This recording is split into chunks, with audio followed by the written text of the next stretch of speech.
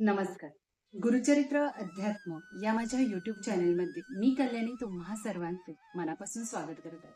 जय जय रघुवीर समर्थ, श्रीराम समर्थ. तर आजच्या व्हिडिओमध्ये आपण जो समास बघणार आहोत तो म्हणजे दासबोध या ग्रंथातील दशक 18व्या मधील बहुजिनसीमध्ये आपण समास 5वा करंट परीक्षा निरूपण हा समास आज आपण बघणार आहोत. तर नक्कीच जे सर्वप्रथम या चॅनेलवर आले असतील त्यांनी या चॅनेलला लाईक, शेअर आणि सबस्क्राईब नक्कीच करा आणि पूर्ण व्हिडिओ शेवटपर्यंत पहा. बघा, समर्थ मौलींनी मागील समास तर देहे दुर्लभ निरूपण हा समास आपला बघितला होता, बरोबर ना? तर त्यामध्ये आपल्या देहाला किती महत्व आहे ही गोष्ट आपल्यापर्यंत समर्थ मौलींनी पोहोचवली होती. त्या देहामध्ये किती सारे गुण आहेत, किती साऱ्या गोष्टी आहेत, हे सगळं आपल्याला समर्थ मौलींनी समजावून सांगितलं होतं, बरोबर ना? पण परमेश्वराचे गुण तर अनंत आहेत आणि आपल्याला परमेश्वराचे गुण ओळखणं तितकं महत्वाचं आहे. कारण परमेश्वराचे गुण ओळखायला जेव्हा लागणार त्यावेळी आपण खरोखर त्या खोलवर रुजलं जाणार, ते ज्ञान आपल्याला होणार आहे आणि आपण सगळ्या गोष्टी अगदी व्यवस्थित पद्धतीने हाताळू शकणार. तर नेमकं करंट परीक्षा निरूपण याचा बरं अर्थ काय असेल? समर्थ मौली वारंवार हा शब्द कुठल्या कुठल्या समासामध्ये आपल्या बऱ्याच वेळा हा शब्द आपण ऐकलेला आहे, करंट परीक्षा निरूपण. बघा, करंट म्हणजे असा व्यक्ती जो आळशी आहे, ज्याला कुठल्याही कामामध्ये कोणताही रस नाही, बरोबर? ज्याला कोणतंही काम अगदी वेळेवर करायचं नाही, विवेक बुद्धी वापरून करायचं नाही, असा जो व्यक्ती आहे तो म्हणजे करंट. समर्थ मौली त्याला करंट म्हणून उद्देशतात. जो मूर्ख आहे, आळशी आहे आणि ज्याला कुठल्याच गोष्टीमध्ये रस नाही, आवड नाही, असा व्यक्ती म्हणजे तो करंट. समर्थ मौलीने तर आपल्याला यावरून बऱ्याच साऱ्या गोष्टी या समासामध्ये सांगितलेल्या. बहुजिनसी या दशकाचं वैशिष्ट्यच असं आहे की आपण दैनंदिन आचरणातील ज्या काही गोष्टी असतील, आपल्या आयुष्यात रोज चालणाऱ्या घडामोडींशी निगडीत हा दशक मांडलेला आहे समर्थ मौलींनी आणि त्यातीलच हा एक सगळ्यात महत्वाचा समास म्हणजे करंट परीक्षा निरूपण. मग करंटाची परीक्षा आहे थोडक्यात. त्या करंटानं कसं वागलं पाहिजे, कसं आपल्यामध्ये सारे गुण समावले गेले पाहिजे, त्यानं सगळ्या गोष्टी सारासार विवेक बुद्धी वापरून केली गेली पाहिजे, हे समर्थ मौलींनी तर स्पष्ट केलेलं. तर नक्कीच आपण सुरुवात करूया आजच्या आपल्या या समासाला. आपण प्रथम आपल्या समर्थ मौलींना वंदन करूया आणि आपल्या समासाची सुरुवात करूया. धान्य उदंड मोजिले, परी त्या मापे नाही भक्षिले, विवरल्या विन तैसे झाले प्राणी मात्रासी. बघा, नक्कीच आपल्याला एक गोष्ट आपण वारंवार करतोही. आता पूर्वी आपल्या समाजामध्ये असं होतं की आता डायरेक्ट तयार पीठ मिळतं, बरोबर ना? तयार आटा मिळतो आपल्याला. आपण एवढे कष्ट करण्याचे आता प्रयोगही करत नाही. पण पूर्वीच्या काळी धान्य निवडल्याशिवाय, पाकडल्याशिवाय ते किंवा ते मोजून मापून घातल्यानंतर ते गिरणीमध्ये आपण दळायला द्यायचं. हे सगळ्या क्रिया पूर्वी होत होते. आजही काही स्त्रिया करतातच. पण बघा, एक उदाहरण समर्थ मौलीने हा जो दृष्टांत दिलेला आहे तो खूप छान पद्धतीने आपल्याला सांगितलेला आहे की धान्य उदंड मोजिले. बघा काय सांगितले, तर धान्य मोजण्यासाठी जे माप वापरतात, बरोबर ना? ते असं माप असतं जे आपण उमरा ओलांडताना, नवीन नवरी ज्यावेळी घरात गृहप्रवेश करते त्यावेळी जे आपण माप ठेवतो ना, ते मोजण्यासाठी वापरायचे. काही काही जण एक तांब्याचा मापाला ठेवतात जो की 1 किलोचा असेल, असंही काही काही जण असतात. पण जे माप मोजिले, काय सांगितले बघा समर्थ मौलींनी, जे माप मोजायला घेतलं जातं त्या मापाला ना त्या धान्याची चव कळते, ना रंग, ना रूप, ना काही.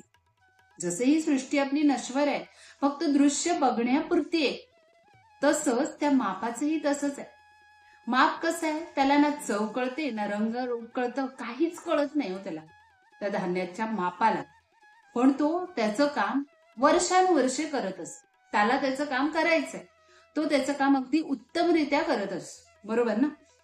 तर समर्थ मौलींनी काय सांगितलंय बघा, म्हणूनच समर्थ मौलींनी सांगितले की फक्त श्रवण करून काय उपयोग नाही, तर त्याचं मनन आणि चिंतन नक्कीच झालं पाहिजे.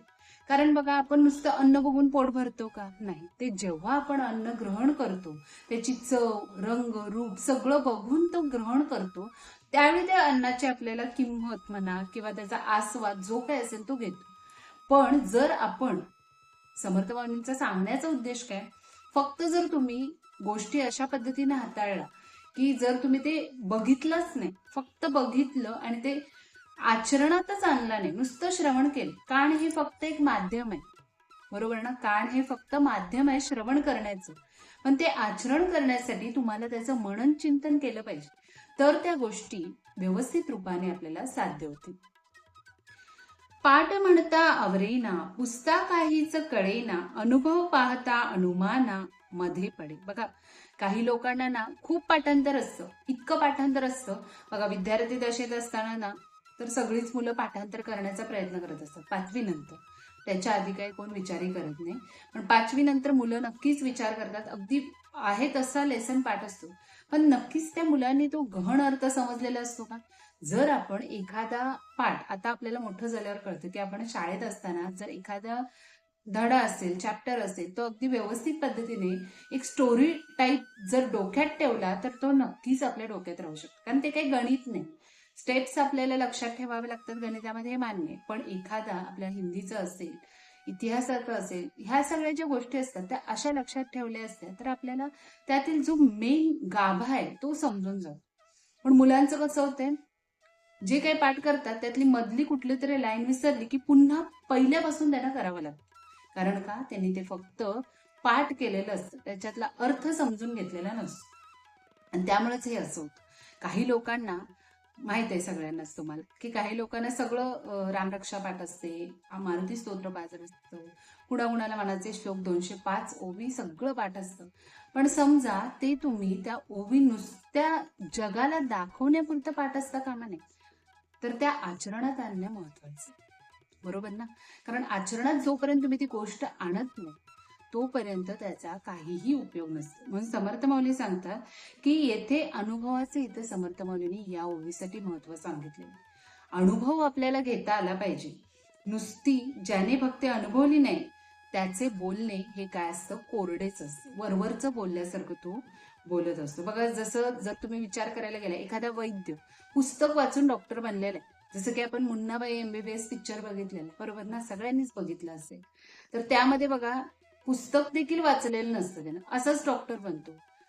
म्हणजे तो त्या पद्धतीनं पेशंट्सना ट्रीट करत असतो. पण जो खरा डॉक्टर असतो, ज्यानं अभ्यास करून त्याचा एकेका रुग्णाला त्यानं प्रॅक्टिस ती करून हाताळून सगळ्या गोष्टी केलेल्या असतात, तोच खरा डॉक्टर ना. नाहीतर नुसतं, आता तर हल्ली अशा केसेस येतात की युट्यूबवर बघून जे काय असेल ते करतात आणि मग तिथं फसलं जात. म्हणून इथं समर्थ माऊलींना सांगण्याचा उद्देश काय, जोपर्यंत तुम्ही ती गोष्ट अनुभवत नाही तोपर्यंत ती गोष्ट काय होता कामा नये, म्हणजे ती व्यवस्थित पद्धतीने घडणारच नाही. त्यामुळे अनुभव इथं महत्वाचा आहे, इथं सांगितलं जातात. म्हणजे समाजातही असंच आहे, बोलणं मोठं असतं पण त्यांचं स्वतःच आचरण चांगलं नसतं, शून्य असतं. म्हणून अनुभवारहित ज्ञान पूर्णपणे अपूर्ण आहे. म्हणून भक्ती अनुभवली पाहिजे, नाम जगले पाहिजे. शब्दरत्ने परीक्षावी, प्रत्ययाची पाहुण घ्यावी, येरते अवघी सांडावी एकीकडे. बघा, समर्थ माऊली सांगतात की ग्रंथातील जे शब्द असतात ते अगदी रत्नासारखे असतात. नुसतं आपण त्यातलं अक्षर कशी लिहिलेत, काय लिहिलेत हे बघता कामा नये. तर त्या ग्रंथामध्ये प्रत्येक ओवी, जो कोणता ग्रंथ असेल त्या प्रत्येक ओवीचं अगदी छान पद्धतीने आपल्याला समजेल या भाषेत आपल्याला ते कळवून घेतलं पाहिजे, तर त्याचा उपयोग होणार. म्हणून प्रत्येक शब्द अनुभवाच्या कसोटीवर उतरता आला पाहिजे. जो काही शब्द लिहिला असेल, आता समर्थ माऊलींनी ही ओवी मांडली, तर ती का मांडली, कशासाठी मांडली, आपल्यामध्ये त्यामधून काय परिवर्तन व्हायला पाहिजे हे इथं कळलं पाहिजे. म्हणून जो प्रत्यक्ष जीवनात उपयोगी पडेल असे ते शब्द असतात. बघा, जे संत असतात, ज्यांनी हे सगळं लिहिलेलं आहे, लिहून ठेवलेलं आहे आपल्यासाठी, खास का लिहिलं असेल, कारण त्यांना आपल्या ह्या म्हणजे आपण ते अंगीकारलं गेलं पाहिजे आपल्याकडून, या समाजातून. त्यांनी त्याचा अनुभव घेतलाय म्हणून तर आपल्या समोर मांडलं ना. बघा, त्यांच्या स्वतःच्या कुठल्याही गोष्टीचा आधार न घेता मांडलेल्या गोष्टी, म्हणजे आधार न घेता म्हणजे काय, त्यांनी काय पाठांतर करून मांडलेलं नाहीये किंवा एखादं कॉपी करून ते लिहिलेलं नाही, तर स्वतः मनन चिंतन म्हणजे त्यांच्या इतकं खोलवर रुजलं गेलेलं होतं, त्यामुळे ते आपल्या समोर मांडलं गेलं. बघा, सोनं घेताना जसं आपण तपासून बघतो ते खरं आहे की 1 ग्रॅमचं, बरोबर ना? घेतो ना तपासून, हॉलमार्क आहे की नाही, सगळ्या गोष्टी तपासतो, कारण सोन्याला आज किंमत आहे. तसंच समर्थ माऊलीने काय सांगितले, अध्यात्म ही तपासून पाहावे. म्हणजेच काय, अध्यात्माच्या ज्या काही गोष्टी तुम्ही वाचन करणार असाल, श्रवण करणार असाल, तर ते व्यवस्थित पद्धतीने खोलपणे शिरून ते करता आलं पाहिजे. म्हणून संतांच्या वचनाने जीवन आपलं बदलतं ते खरंय. काही काही जण इतकं गोष्टी आपल्या आचरणात आणतात की पूर्णपणे त्यांचं जीवन पार बदलून जातं. जे मन शुद्ध करतील ईश्वराकडे नेतील तेच खरे रत्न. बघा काय सांगितलंय, जो म्हणजे बघा जे शब्द असतात जे आपल्यापर्यंत पोहोचवण्यासाठी संतांनी मांडून ठेवलेले ते आपल्या जीवनामध्ये कशा उपयोगी पडतील याचा आपण वापर करून घेता आला पाहिजे. नावरूप अवघे सांडावे, मग अनुभवास मांडावे, सार असार एकची करावे, हे मूर्खपण. बघा जगातील नाव आणि रूप काय सांगितलंय, हे सर्व काय आहे, माया आहे. जे काय आता आपल्याला प्रत्येकाला नाव दिलेलं आहे, प्रत्येकाला रूप दिलेलं आहे, सगळ्या गोष्टी दिलेल्या आहेत, पण हे सगळं काय आहे, नश्वर आहे. कुणाचंही रंग, रूप, आकार, उकार कुठलीच गोष्ट समर्थ माऊली सांगतात टिकून राहू शकत नाही. जे काही तुम्ही कर्म कराल ते व्यवस्थित असलं पाहिजे. सगळ्यात महत्वाचा उद्देश काय, तुमचं कर्म चांगलं असलं पाहिजे. म्हणून त्यामागचे आपल्याला तत्व ओळखता आलं पाहिजे. समर्थ माऊलींनी काय सांगितलं की जे चार आहे ते वेगळे आणि असार वेगळे ओळखणे हाच खरा विवेक आहे. प्रत्येकाला समजलं गेलं पाहिजे सार काय आणि असार काय. बघा आता सोनं आणि माती एकच म्हणलं तर चालेल का, नाही चालणार. कारण सोनं वेगळं आहे आणि माती वेगळं आहे. भलेही ते असंच आपल्याला पाण्यातून गाळून गाळून ते सोनं शोधून काढतात, बरोबर ना, शोधून काढतातच ना सगळे. मग ते शोधून काढताना त्यातील कोणतं सोनं आहे आणि कोणतं माती आहे हे समजता आलं पाहिजे. तसेच संसार आणि परमात्मा एकाच पातळीवर असतो, पण तो संसार करता करता आपल्याला परमात्म्यापर्यंत पोचायचं असतं. म्हणून संसार करावा पण त्यात अडकू नये. म्हणून काय सांगितले, लहान मुलांना काय होतात, खेळणी खरीच वाटतात, बरोबर आहे ना, पण आपल्याला माहिती आहे आपण मोठं झालोय, खेळणी ही खेळणी, ती फक्त तात्पुरतं क्षणभरासाठी खेळण्यासाठी. तसंच आपण या जगात जे आलेलो आहोत ते आपलं कॅरेक्टर, आपलं पात्र साकार करायला आलेलं आहे. आपला ज्यावेळी रोल संपणार आहे त्यावेळी आपण या जगाचा निरोप घेणार आहे. म्हणून ज्ञानी माणूस माईक गोष्टींना फार महत्व देत नाही. लेखके कुळ समजवावे किंवा उगेच वाचावे, येणे दृष्टांत समजावे कोणीतरी. बघा समर्थ माऊली म्हणतात एखाद्याला काहीतरी समजावून सांगायचं असेल तर त्याला नीट अर्थ कळेल अशा भाषेतच समजावलं पाहिजे ना, की उगाच त्याला वायफळ काहीतरी नुसतं वाचून दाखवायचंय तुम्हाला. तुम्ही जर बघितलं ना कॉलेजमध्ये वगैरे जर असेल ना कोणी, तर अक्षरशः वाचून दाखवतात, त्याचा नीट अर्थही सांगत नाही, बरोबर.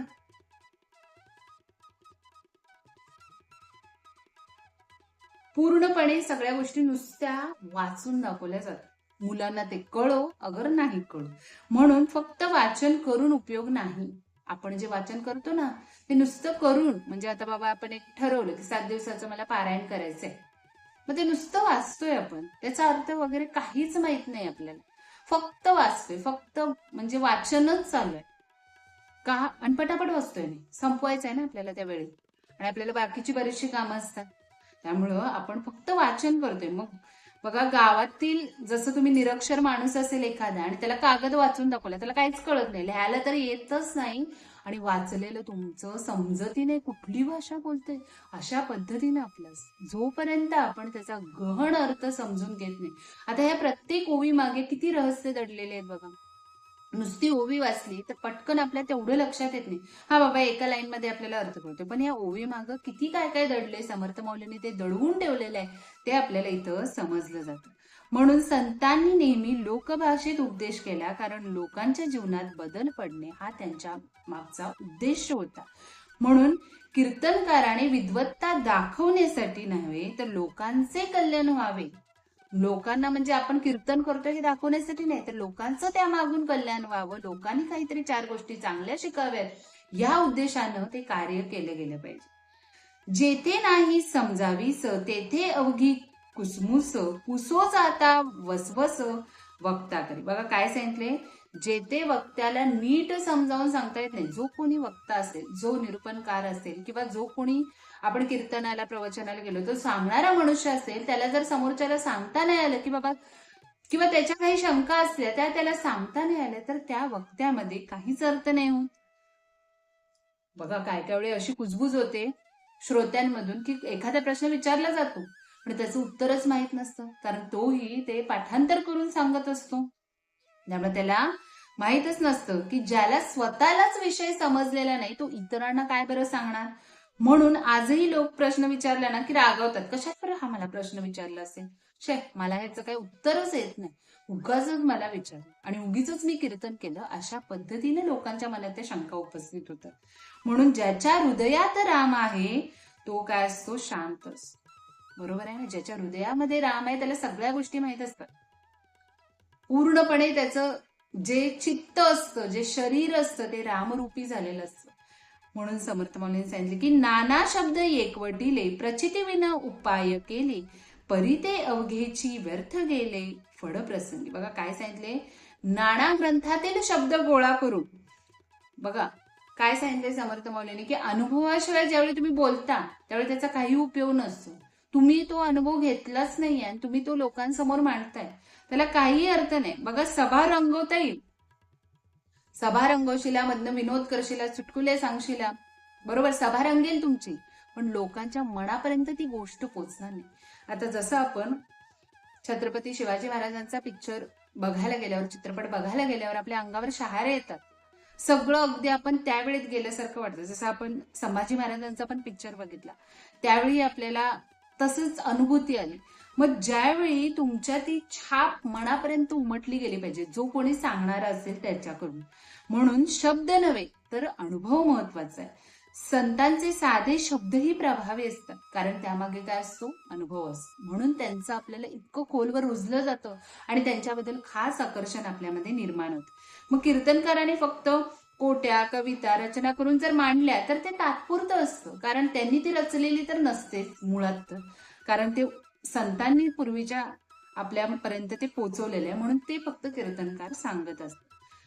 पसेवरी वैरण घातले, तातडीने जाते बोडिले, तेने पीठ बारीक आले, हे तो घडेना. बघा समजा आपण जातो, पूर्वीच्या काळी म्हणजे गिरणी नव्हती, अगदी पूर्वीच्या काळी गिरण ही नव्हती, दळण कांडपची गिरण जी असते ती नव्हती, तर त्यावेळी जात्यावरच दळलं जाईल. आजही काही गावातील ठिकाणी जात्यावरच दळलं जातं. तर जात्यावर आपल्याला बाबा पटापट दळायचं आहे, भेळ नाही किंवा दमलोय आपण, तर त्यावेळी तुम्ही एकदम जर धान्य ते एवढासा तो गोल असतो, तर धान्य जर त्यात भरपूर घातलं तर चालेल का, पटापट दळेल का ते? जेवढं तुम्ही कमी घालाल, बघा मिक्सरमध्ये अगदी आपण पूर्णपणे भरून घातलं ना तर बारीकच होणार नाही पटकन. जेवढे तुम्ही कमी कमी, जसं पण पुरण ज्यावेळी मिक्सरला लावत असतो ना त्यावेळी ही क्रिया होते बघा, नक्कीच सगळ्यांनी अनुभवली असेल. म्हणून जास्त धान्य घाईघाईने घालून जर दळायचा प्रयत्न केला तर ते पीठ चांगले होत नाही. त्यामागे अध्यात्मातही घाई करून उपयोग नाही. तुम्हाला हळूहळू सगळ्या गोष्टी शिकायच्या आहेत. एकदम परमार्थ कधीही आपल्याला साधता येणार नाही किंवा त्या परमार्थापर्यंत आपण पोहोचणार नाही. 2 दिवसात ध्यान शिकवा. आज बघा क्लासेस घेतले जातात, मेडिटेशन फक्त 21 दिवसात आपण आपल्या मनावर ताबा मिळवू शकतो. होऊ शकेल का? नाही. त्याला खूप प्रचंड अथांग प्रयत्न केला पाहिजे, दिवस रात्र एक करून त्या मेडिटेशन मध्ये प्रॅक्टिस केली पाहिजे, तेव्हाच आपल्याला ती गोष्ट येणार. म्हणून हळूहळू नामस्मरण, चिंतन, मनन ह्या सगळ्या गोष्टी हळूहळू घडल्या पाहिजे. घासा मागे घास घातला, अवकाश नाही चावायला, अवघा बोकणा भरीला, पुढे कैसे. बघा घासामागे घास चाव, काही काही ना जेवायची इतकी घाई असते ना की काय होतं, कधी म्हणजे तुम्ही काय काही जण अर्धी चपाती मोडतात तवर यांचं सगळं चपाती खाऊन भात खाऊन सगळं काही होऊन जात. म्हणजे घाचा मागून घास, म्हणजे जेवताना चावायला तुम्हाला सांगितलं जातं की 32 वेळा ते चावलं गेलं पाहिजे. 32 वेळा नाही, निदान थोडं तरी चावलं गेलं पाहिजे. मग काय सांगितले समर्थ माऊलींनी, जेवताना चावायला वेळही न देता घासावर घास गेला तर त्रासच होतो ना. अन्न नलिकेत जर चुकून जरी कण अडकला तरी आपला श्वास गुदमरतो. म्हणून सतत ऐकत राहून जर मननच केलं नाही तर त्याचा काही उपयोग होणार नाही. बघा आज माहिती खूप आहे, माहिती खूप आहे, आपल्याला सगळ्या गोष्टींची माहिती आहे, पण मननच नाही. म्हणून मन गोंधळलेलं असतं. जे ऐकले त्यावर विचार कर. जे काय आपण काही असू दे, आज आपण बाबा नाही युट्यूबवर म्हणा कुठेही काही ऐकलं तर ते कुठली गोष्ट आहे, काय समर्थ मौलींनी सांगण्याचा प्रयत्न केलेला आहे, तर हे आपल्याला सांगा. आणि आपल्या व्यावहारिक आयुष्यात ते कसं आपल्याला घडवता आलं पाहिजे. फक्त आपण म्हणतो की आपल्याला चांगलं वागायचं, पण ते खरोखरच आपण वागतोय की नाही हेही नीट तपासून बघितलं पाहिजे. ऐका फडणीसीचे लक्षण, विरंग जाऊ नेदी क्षण, समस्तांचे अंतःकरण सांभाळीत जा. बघा, समर्थ माऊली येथे उत्तम वक्त्याचं एक लक्षण सांगतात या ओळीमध्ये. काय सांगतात? एक क्षणही व्यर्थ जाऊ न देता सर्वांच्या अंतःकरणाचा विचार करत बसतो, असा तो उत्तम वक्ता असतो. एक क्षणही तो वाया घालवणार नाही, उत्तमरित्या सगळ्या गोष्टी सांगत राहणार. कीर्तनकाराने लोकांची मानसिक अवस्था समजून घेणं गरजेचं आहे. लोकांना नक्की कशातून रस मिळतो आहे, काय गोष्टी ऐकल्यानंतर त्यांचं मानसिक समाधान होत आहे, हे कीर्तनकाराला चांगलं समजता आलं पाहिजे. खरा संत लोकांच्या मनाला काय देतो? आधार देतो, आणि त्याचे बोलणे लोकांना उभारी देते, तरतरी आणतात. काय काय जणांचं तर कीर्तन ऐकलं ना आपण, विठू माऊलींच्या ह्याचं कीर्तन ज्यावेळी ऐकतो ना त्यावेळी आपल्याला वाटतं खूप छान, मनाला उभारी येते, खूप सुंदर वाटतं, ऐकतच राहावंसं वाटतं, इतकं छान कीर्तन असतं. सूक्ष्म नामे सुके घ्यावी, तितुके रूपी ओळखावी, ओळखून समजवावी श्रोत्यांची. समर्थ माऊली सांगतात की अध्यात्मातील सूक्ष्म तत्वे नावं घेणं आपल्याला सोपं आहे. काय काय ओवींचे तर नावही घेता येत नाही, पण सोपं आहे. पण त्याचं खरं स्वरूप ओळखणं महत्वाचं आहे ना. ते खऱ्या पद्धतीनं आपल्याला ते ओळखता आलं पाहिजे.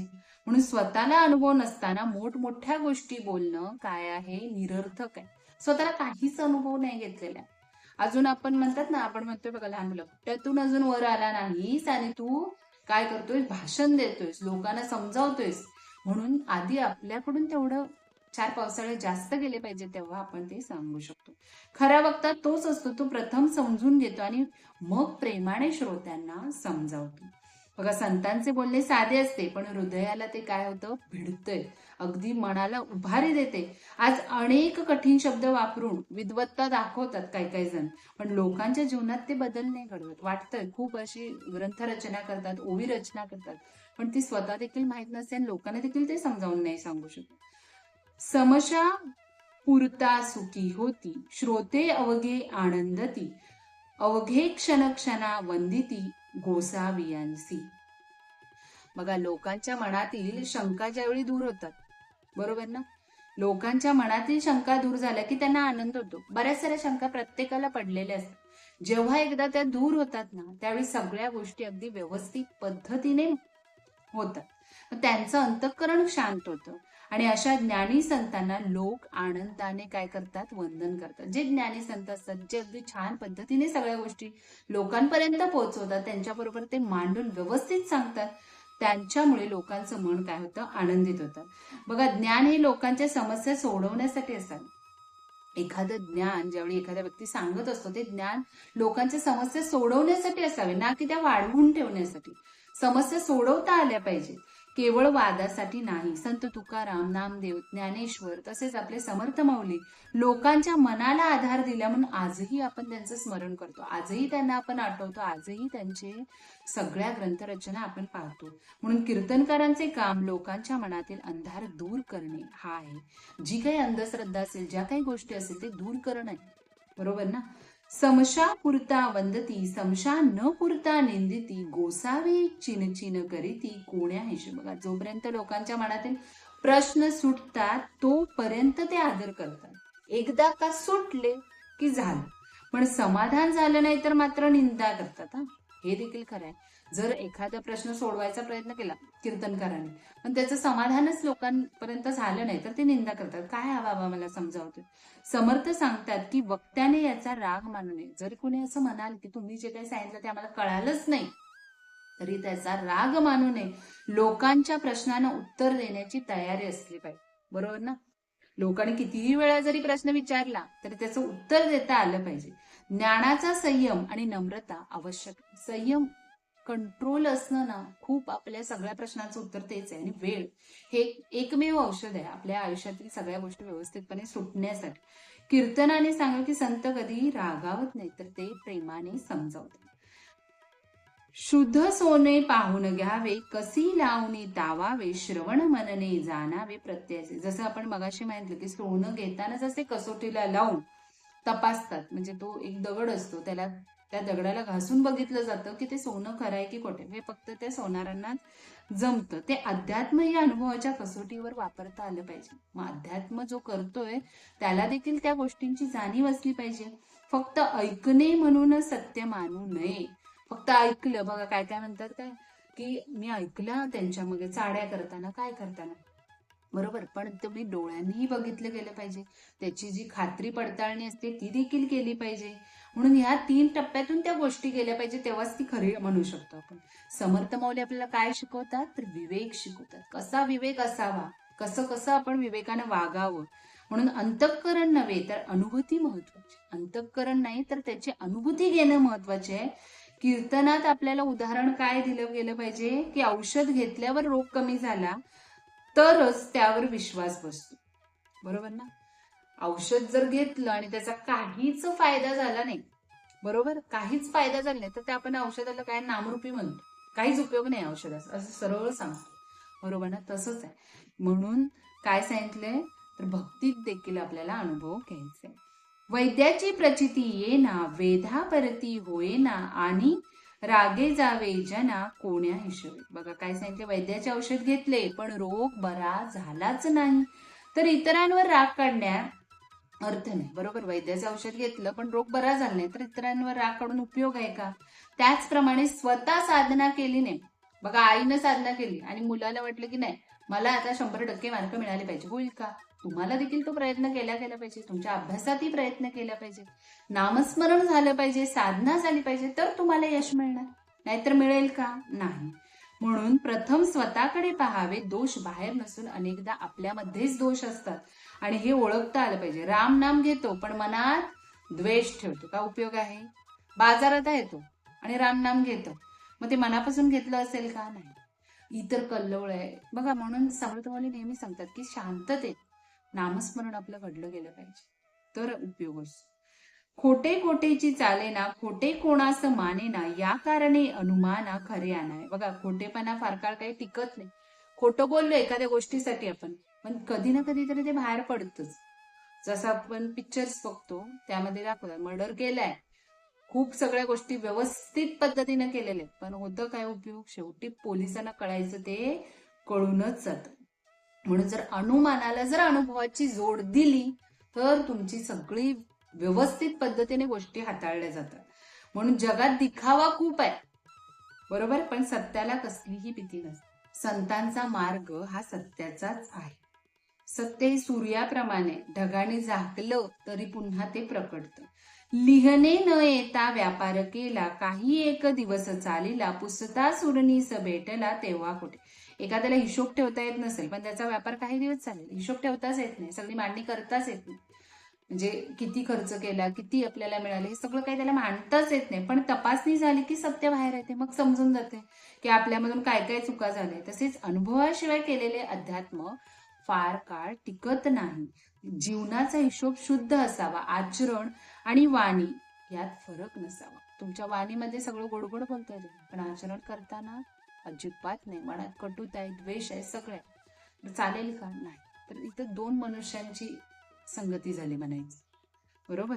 म्हणून देवाच्या दरबारात खोटेपणा कधीच चालत नाही. भगवंताला जर सगळं माहीत असतं, आपण जे काही वागतो, जे काही करतो ते सगळं माहीत असते भगवंताला. असं नाही की भगवंताला काही माहिती, भगवंताला सगळं माहीत असतं. म्हणूनच सर्व अवघे हिशेबी ठावे, प्रत्यय साक्षीने बोलावे, मग सुरनीसे काय करावे सांगायना. बघा काय सांगितलंय, ज्याचा हिशोब स्पष्ट आहे त्याला तपासणीची भीती नसते. बघा, आज सगळ्या गोष्टी चुकवून मारून रेड ज्यावेळी पडते, सगळं लपवलेलं असतं, जीएसटी भरायचा टाळलेला असतो, सगळ्या गोष्टी केलेल्या असतात, मग तो घाबरलेला असतो. ज्याला कर नाही त्याला डर कशाला? ज्यानं अगदी सगळं परफेक्ट सगळे हिशोब तपासणी केलेली आहे त्याला काय गरज आहे का घाबरायची? नाही. म्हणून बोलणं प्रभावी असतं आणि ते जीवनातून आलेलं असतं आणि जो अनुभव घेतो तोच या गोष्टी मांडू शकतो. म्हणून ज्याने नाम जगले त्याला त्याच्या शब्दात शक्ती असते. स्वय आपणची गुंते, समजावीस कैसे होते, नेनता कोणी एकते, आपतो लागते. काय सांगितले, स्वतः गोंधळलेला माणूस दुसऱ्यांना मार्गदर्शन करू शकतो का? साधा प्रश्न. स्वतः खूप गोंधळलेला आहे, मनात सगळं असं फार दाटून आलेलं आहे, नाहीये सांगायची इच्छा, नाहीये बोलायची इच्छा, मग तो इतरांना मार्गदर्शन करेल का? आणि मोटिवेशनल स्पीच देतो, जमेल का? नाही. कारण त्याला त्याच माहित नसतं, तर कशा पद्धतीने त्या गोष्टी जमतील का? ज्ञानामुळे माणूस संकटात सापडतो. म्हणून गुरु आणि संत सत्संग आवश्यक, गुरु आणि संतांचा सत्संग आवश्यक आहे. बघा, बळेविन युद्धास गेला, तो सर्वस्वे नागवला, शब्द ठेवला कोणाला कोण कैसा. काय सांगितले, शक्ती नसताना युद्धाला गेलेला परवडत. समजा एखादा व्यक्ती बुडत आहे, पण जो वाचवायला जाणार आहे त्याला पोहायलाच येते, चालेल का? नाही चालणार. तो देखील बुडणार आणि जो बुडतोय तो देखील बुडणार. म्हणून इथं आपण युद्धाला गेलाय, पण बळच नाही, त्याच्यात शक्तीच नाहीये. साधना, अभ्यास आणि अनुभव नसताना मोठेपणा मिरवणं शेवटी उघडाच पडतो, कधीच तो कामास येत नाही. मग समर्थ माऊली सांगतात की आध्यात्मिक जीवनात अंतर्बळ देखील आवश्यक आहे. आणि समर्थ माऊलींनी तर ह्याला खास प्रेफरन्स दिलेला आहे. समर्थ माऊली सांगतात तुमचं शरीर आधी मजबूत झालं पाहिजे, तर तुम्ही पुढच्या गोष्टी करू शकता. म्हणून समर्थ माऊली 12 वाजेपर्यंत, मध्यान्नापर्यंत, पहाटेपासून पाण्यामध्ये सूर्यनमस्कार घालायचे. आणि ते नाम करता करता नामस्मरण चालू असायची, साधना चालू असायची. म्हणजे किती ती अपार शक्ती बघा. आपल्याला जमेल का एवढे तास सूर्यनमस्कार? एकदा घातलं तरी आपण दमून जातो. एवढ्या वेळा काय घालणार? 12 वाजेपर्यंत. आणि त्यानंतर मग पायपीट करत करत खूप लांबपर्यंत ते भिक्षा मागायला जायचं. हे सगळं शक्य नाही होतं आपल्याकडून. म्हणून काय सांगितलं की आध्यात्मिक जीवनात अंतर्बळ आवश्यक आहे, बरोबर? कारण राम नाम, सदाचार आणि गुरुसेवा यामुळेच मनाला बळ मिळतं ना. जे प्रचितीस आले खरे, तेची घ्यावे अत्यादरे, अनुभवे विन जे उत्तरे, ते फलकटे जाणावे. समर्थ माऊली सांगतात की जे स्वतःच्या अनुभवाने खरे वाटते तेच स्वीकार. दुसऱ्यांनी सांगितलंय खरं आहे म्हणून खरं आहे का? नाही. तर आपण अनुभव घेतला पाहिजे, बाबा हे खरं आहे का? जे काय आपण सांगतोय ते खरं आहे का? या अनुभवाशिवाय ज्या गोष्टी आपण बोलतो त्या फेल ठरतात. म्हणून संतांचे बोलणे प्रभावी असते, कारण ते जे त्यांनी सांगितलेलं असतं ते त्यांनी अनुभवलेलं असतं, ते क्षण त्यांनी जगलेले असतात, त्या गोष्टी त्यांनी अनुभवलेल्या असतात. म्हणून तुकाराम महाराजांनी नाम आणवले म्हणून त्यांचे अभंग आजही लोकांच्या तोंडात आहे, बरोबर आहे, हृदयात आहे. आजही अनेक लोक सोशल मीडियात मोठमोठ्या गोष्टी सांगतात, पण जीवनात शांतता नसते. बघा आज एक एक जण तर इतकं सगळ्या गोष्टी सांगत असतात, सगळ्यांनाच माहिती आहे. मध्ये कीर्तनकार देखील असंच सगळ्यांना एवढं ज्ञान द्यायचे, एवढं सगळ्यांना, स्वतःच त्यांनी स्वतःचं जीवन संपवलं. म्हणजे ह्या गोष्टी कितपत बघा योग्य आहेत? स्वतःच्या जीवनात इतका हल्लाकल्लोळ माजलेला आहे, पण आज ते सगळं सांगतायत, उपयोग आहे का? नाही. आधी आपण स्वतः नामस्मरण करून ते शांत केलं गेलं पाहिजे, आपलं चित्त, आपलं शरीर. आणि त्यावेळी आपण ते सगळ्यांपर्यंत मांडू. ज्याने गुळ खाल्ला त्यालाच गोडी सांगता येणार ना. ज्यानं खाल्लाच नाही, ज्यानं कधी गुळ तोंडाला स्पर्शही नाही केला, साखर स्पर्शही नाही केले, त्याला त्याची गोडी कळणार आहे का? त्याला त्याची चव कळणार आहे का? नाही. शिकवू जाता राग चढे, परत पुढे आदळ घडे, खोटा निश्चय तात्काळ उडे लोकांमध्ये. ज्याला सत्य सांगितले की राग येतो. काही काही जण असं असतं बघा, तू म्हणजे समोरच्या माणसाला माहिती की बाबा चुकीचं सांग, आणि सांगायला गेलं की त्याला राग येतो, कारण त्याला वाटतं की आपण जे बोलतोय ते खरं आहे, अंतिम सत्य आहे. म्हणून अशा लोकांचा खोटेपणा फार काळ टिकत नाही. टीका ऐकण्याची तयारी देखील असली पाहिजे. लोक बघा कमेंट्स करतात, बऱ्याच साऱ्या गोष्टी कमेंट्स करतात, मलाही बऱ्याच साऱ्या गोष्टींच्या कमेंट्स येतात. मग त्यावेळी काय होतं की आपल्यात ती तयारी असली पाहिजे. हो, बोलतायत लोक, आपलं चुकलं तर आपण मान्य करता आलं पाहिजे. म्हणून अहंकार माणसाला सत्य स्वीकारू कधीच देत. माणसाचा इगो ना प्रत्येक गोष्टीत अडवायत, मग तिथं आपली कुठेतरी गफलत होते. म्हणून काय सांगितलं बघा, काचेच्या भांड्याला जरा जरी धक्का लागला ना, ती काच फुटते, त्याला तडा जातो. म्हणून खोटा अहंकार देखील कधीच टिकत नाही. खरे सांडून खोटे घेणे, भकादेस काय उणे, त्रिभुवनिनी नारायणी न्याय केला. जो खरे सोडून खोट्याच्या मागे लागतो,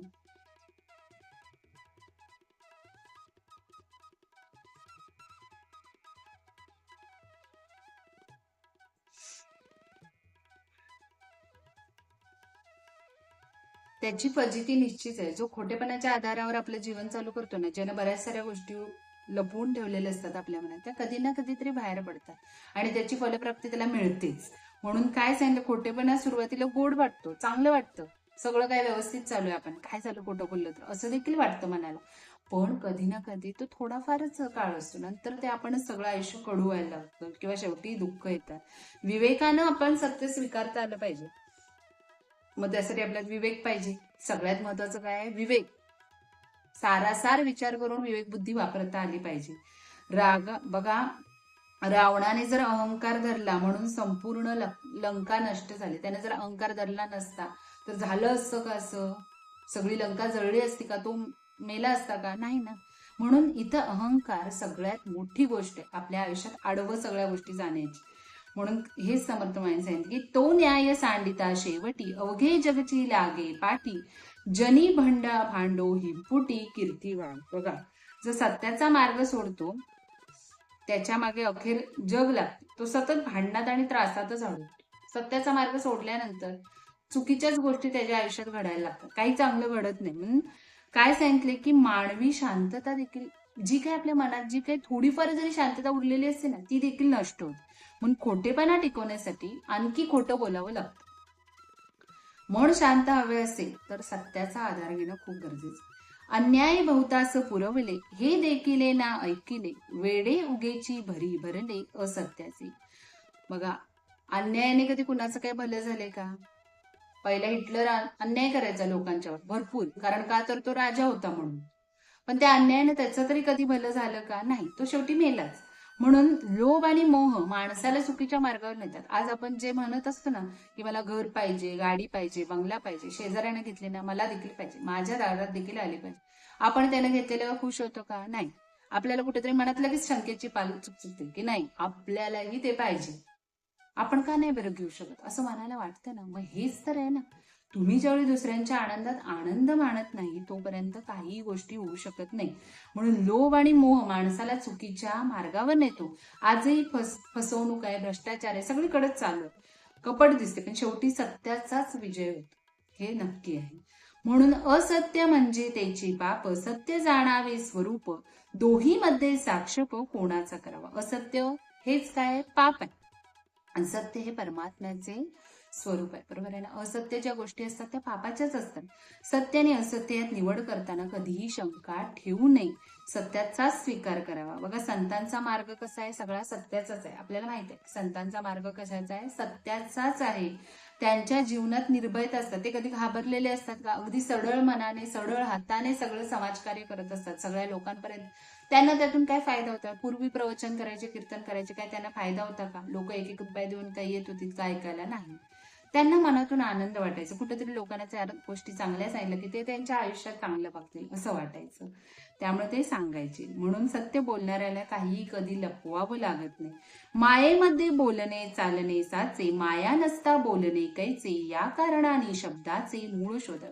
जगातील सर्व व्यवहार काय होतात? मायेमध्येच खरे वाटतात, बरोबर ना. जगामध्ये चाललेले जे सर्व व्यवहार असतात ते मायेमध्ये खरे वाटतात, पण अंतिम सत्याच्या दृष्टीने जर बघायला गेले सृष्टीत नश्वर आहे. म्हणजे व्यवहार चालू आहे ते देखील काय आहे? नश्वरच आहे, काहीच उपयोग नाही. आपण सगळे व्यवहार लिहून ठेवतो, काय करू?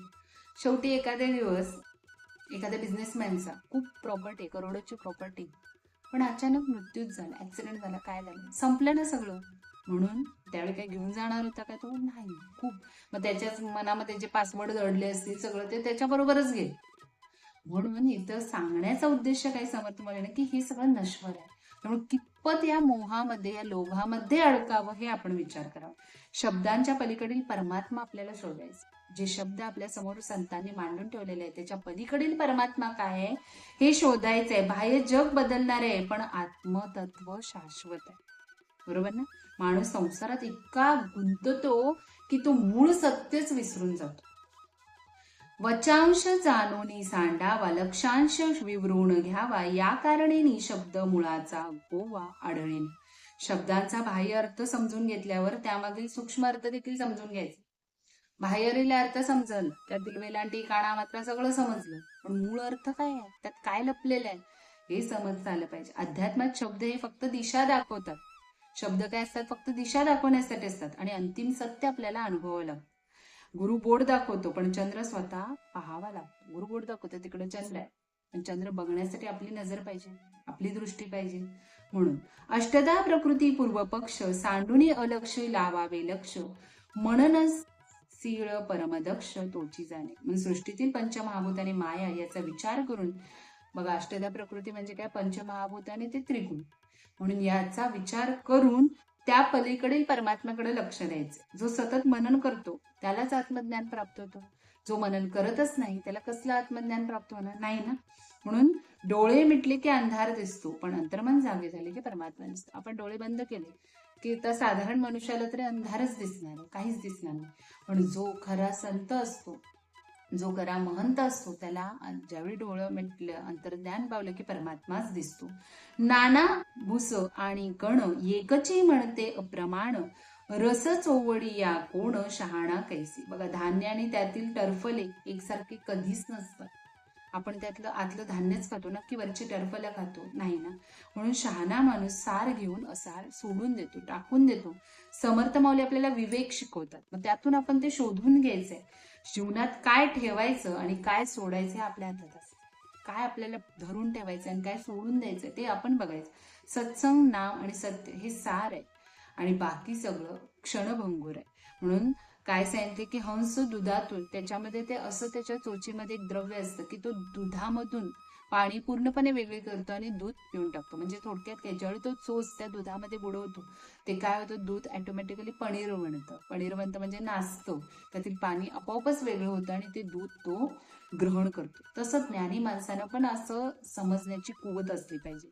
पिंडी नित्यानित्य विवेक, ब्रह्मांडी सारासार अनेक, सकळ शोधून या एक सार घ्या. म्हणून शरीर आणि जग याचा विचार करून त्यातील नश्वर आणि शाश्वत गोष्टी कोणत्या आहेत हे समजणं महत्वाचं आहे. शेवटी एकच काय आहे, परमात्मा. हे तर नक्की आहे. सगळं काय आहे, नश्वर आहे. ही सृष्टी फक्त दिसण्यापुरती आहे. याच्यावर आपण थोडा काळ आपण आनंद घ्यावा, सगळ्या गोष्टी कराव्या आणि नंतर ह्या जगाचा निरोप तर घ्यावाच लागतो. असं कोणी नाही की आयुष्यभर कायम अमर होत नाही. संसार बदलतो, शरीर नाश पावते, पण आत्मा काय आहे, शाश्वत आहे. जगात सर्व बदलते पण राम नाम मात्र काय आहे, चिरंतन आहे. समर्थ माऊली आपले भगवंत आपल्या बरोबर कायम आहे. माये करता कोणी एक, अन्वय आणि व्यतिरेक, ते माया नसता विवेक कैसा करावा. माया आहे म्हणून विवेक करावा लागतो. माया तर आहे, माया ही असणारच आहे, कारण त्याची तर उत्पत्ती झालेली आहे. पण माया नाहीशी झाली की द्वैत उरत नाही. मग द्वैत अद्वैत आपण करत बसत नाही. म्हणून अंतिम अवस्थेत ज्ञाता, ज्ञान आणि ज्ञेय हे तिन्ही एकरूप होतात. सगळ्या गोष्टी काय होतात, एक होतात आणि ही अवस्था शब्दांच्या पलीकडे नाही. बघा, नदी समुद्रात ज्यावेळी मिळते तेव्हा त्याचं काही वेगळं पण राहते का, नाही, तर सगळं पाणीच बनतं. म्हणून इथं सांगितले की तत्वे तत्व शोधावे, महावाकी प्रवेशावे, आत्मनिवेदन पावावे, समर्थ समाधान. समर्थ शेवटी सांगतात की तत्वांचा शोध घेता घेता महावाक्यांचा अनुभव घ्यायचा. तत्व ज्यावेळी आपण शोधत बसतो ना, त्यावेळी महावाक्य पण आली पाहिजे. अहम ब्रह्मास्मी ही अनुभूती दृढ झाली की आत्मशांती मिळते. अहम ब्रह्मास्मी ही अनुभूती आपल्याला दृढ होते, त्यावेळी ती काय मिळते, आत्मशांती मिळते. आणि पूर्ण आत्मसमर्पण केल्यावर हे खरे समाधान आपल्याला प्राप्त होते. ज्यावेळी आपण त्या परमात्म्याकडे एकटक होऊन, एक चित्त होऊन ज्यावेळी श्रवण चिंतन मनन करतो त्यावेळी आपल्याला सगळ्या गोष्टी कळतात. म्हणून भक्ती, ज्ञान आणि वैराग्य याचा संगम म्हणजे परमार्थ. भक्ती, ज्ञान आणि वैराग्य याचा संगम म्हणजे काय आहे, परमार्थ आहे. बघा, देह मन बुद्धी सर्व रामाला अर्पण केली की चिंता कोणतीच उरत नाही. उरते का कुठली चिंता, नाही. म्हणून समर्थ माऊली इथं आपल्याला अशा पद्धतीने हा 33 ओवींचा समास आपल्यापुढे मांडतात आणि त्याच्यामधील जे बारकावे आहेत ते आपल्यापुढे मांडलेले आहेत. मग ते किती आपण सगळे समजून घ्यायचे, त्यातील सार गोष्टी आता समर्थ माऊलीने मांडले तर सगळं उत्तमच आहे हे आपल्याला माहीतच आहे. समर्थ माऊली कधीही कुठली गोष्ट योग्यतेने म्हणजे त्याची अनुभवाने चाचपणी केल्याशिवाय ते समोर मांडलं नाहीये त्यांनी. त्यामुळे आपण ही गोष्ट अगदी छान पद्धतीने आपल्या मनात उतरवली पाहिजे, आपल्या व्यावहारिक आयुष्यामध्ये जगता आली पाहिजे. नक्कीच इति श्री दासबोधे गुरु शिष्य संवादे करंट परीक्षा निरूपण नाम समास 5वा समाप्त. जय जय रघुवीर समर्थ. श्रीराम समर्थ.